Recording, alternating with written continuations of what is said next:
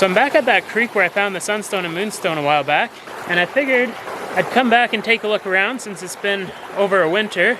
And it's nice and sunny out today, so it should help the sunstone and moonstone glow up a little bit. So we'll take a look around here and hopefully we'll find some nice sunstones and moonstones today. This piece here looks pretty nice. It's got some good clarity to it, for sure.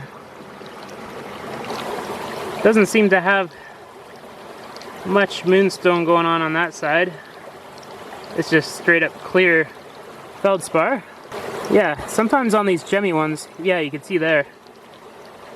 Sometimes on these gemmy ones, the flash is kind of in the opposite direction. So if you look at the planes horizontally, you can kind of see the flash in there of the agilurescence. This seems to only happen on the gemmy pieces. The less gemmy pieces usually have their agilurescence on the flat plane of the feldspar. So yeah, just something I noticed about these feldspars. But it's kind of interesting, and if anybody could tell me why that is, that'd be pretty awesome.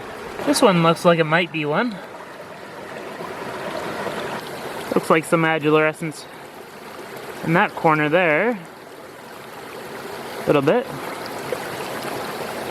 Oh, on this side it shows up really nicely. You can see there, it's on the flat plane rather than on the horizontal plane.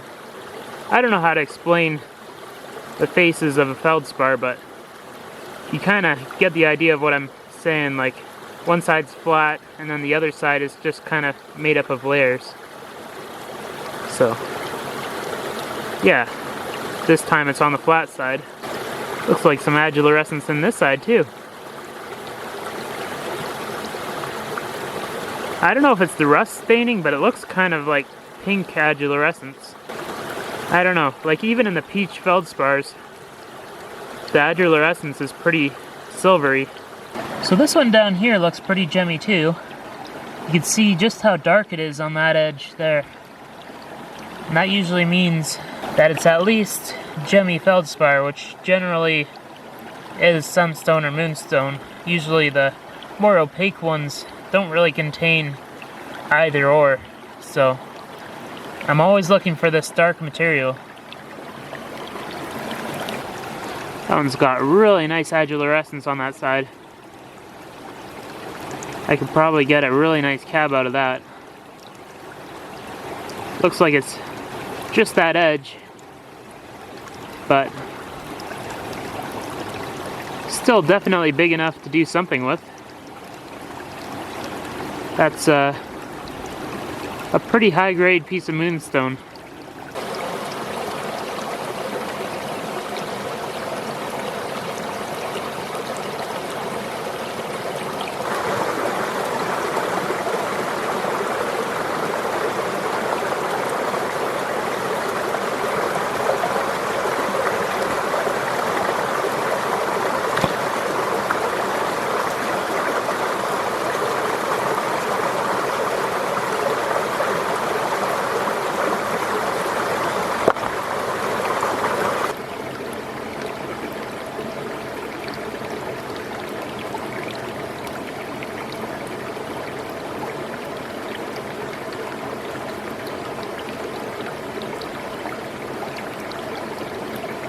So this one just caught my eye. It was glinting away underneath the water.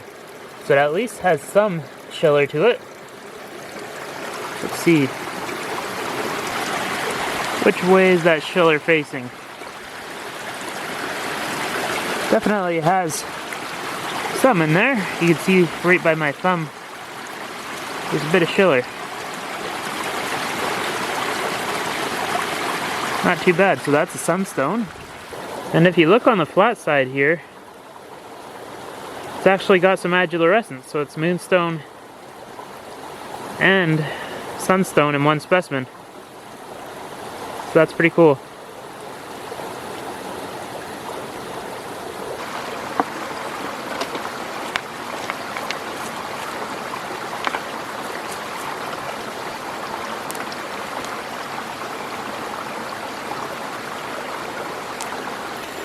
So I'm not seeing a ton of sunstone or moonstone around here anymore. I kind of cleared out this section. I found a few nice ones, but most of them were pretty small.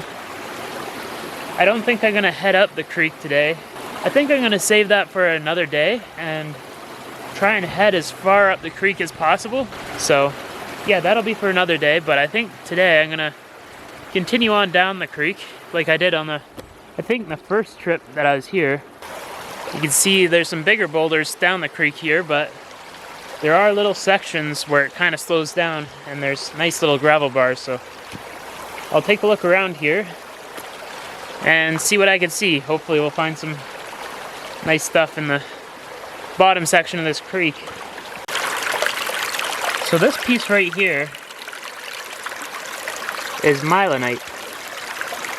So basically it's the exact same rock as this, maybe a slightly different composition. It was once a pegmatite. I see this in a lot of pegmatites in this area.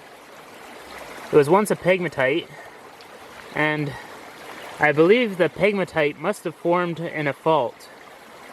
So all these fluids kind of came up and crystallized, and then the rock continued to move.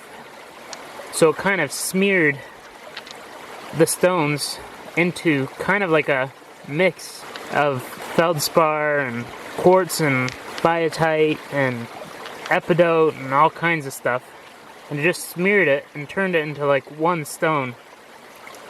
And if you look in there, this piece isn't a great example of it, but some of these pieces have the myelinitic texture, but this piece doesn't really have a ton of it. There's like a little bit of a, I forget what they call it, where it's like kind of rolling around in there when it's forming. But yeah, that's the feldspar kind of mixing in with the quartz, I think. I don't know. But yeah, this stuff's a myelinite that's formed out of pegmatites. I just find that kind of interesting about this area. It's generally myelinite isn't this gemmy, but it's completely made up of gemmy materials. So that's why it's kind of a gemmy myelinite. So this stuff actually cuts really great, and yeah, it makes nice cabs if you can find a solid piece. So yeah, I'll probably take this piece. Doesn't have a ton of layers. I like to cut it in this direction, but maybe if I cut it in this direction it'll look cool too. Haven't really tried that yet, so maybe I'll give it a try.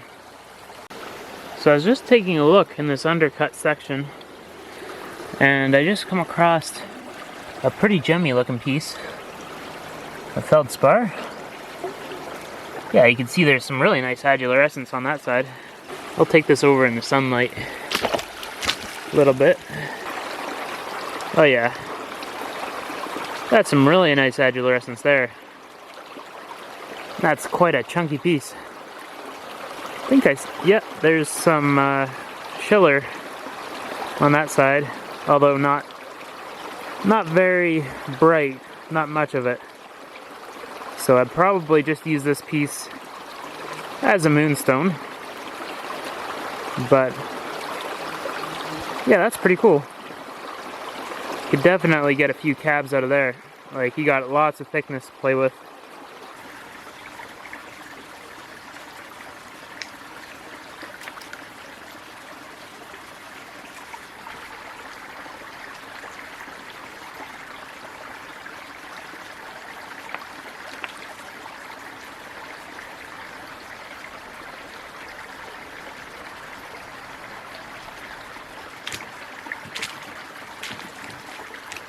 So I didn't really find too much in this gravel bar.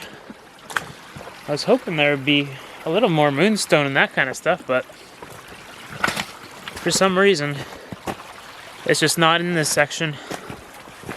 Just the way it goes. I think that's the way it was last time with this gravel bar, but there might be other gravel bars that hold moonstone and that kind of stuff.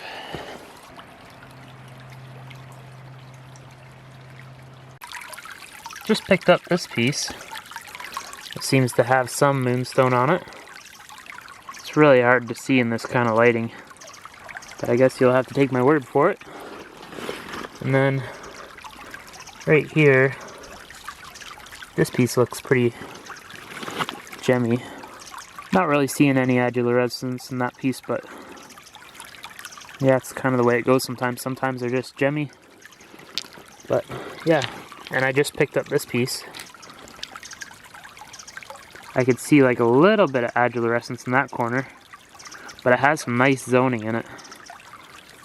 I don't know if you could see in there, but there's some zoning going on in there. Just came across this piece of quartz that has lots of hematite or magnetite. I don't know which one it is. I'd have to test it with a magnet, but it's one of the two. But yeah, pretty good chunk in that quartz there. This one here looks like it'll be really nice. You could already see the adular without it being wet. Nice little one. Doesn't seem to... yeah, it doesn't seem to be that big of a crystal in there, but I'll get it wet and show you in the sun. Really nice adular to that piece. It glows really nicely. It's kind of surprising. It looked kind of bland, but it's got moonstone all the way up through there.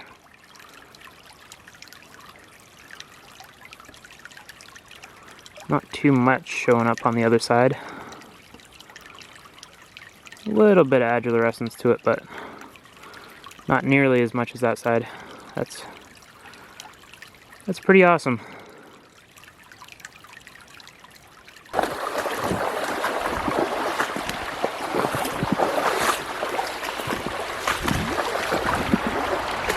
Well, I think that's going to be it for this one. I hit the culverts again, right underneath the highway, and I'm going to head out of here now. So, yeah, I'm planning on making a few more videos, and then I'm going to go traveling and try and hit a bunch of different spots. So there should be more videos coming out soon.